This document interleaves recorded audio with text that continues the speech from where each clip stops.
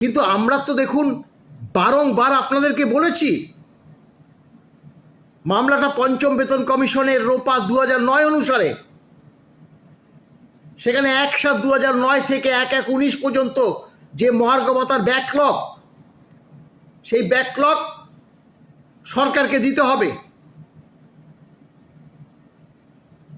এই কথাটা তো আমরা বারবার বলেছি, এটা তো কেউ অস্বীকার করতে পারবে না। এখানে ষষ্ঠ বেতন কমিশনের কোনো মামলা নয়।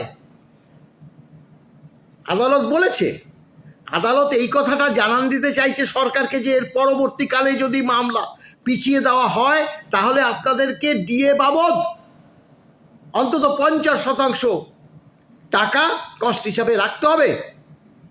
কারণ আপনারা বারংবার মামলাটা পিছিয়ে দিচ্ছেন। আমরা আগামী শুক্রবার এই মামলা শুনব, আর কোনো পিছনো চলবে না। এই কথা বহুবার বলেছে, তবুও আমরা আশা করছি যে আগামী শুক্রবার মামলাটা হয়তো শোনা হবে। তবুও আমাদের বলতে হচ্ছে, আমরা বলবো না যে একদম শোনা হবে, 100% শোনা হবে। শোনা হওয়ার সম্ভাবনা আছে, সেটা আমাদের মাননীয় যে আইনজীবী বিকাশ রঞ্জন ভট্টাচার্য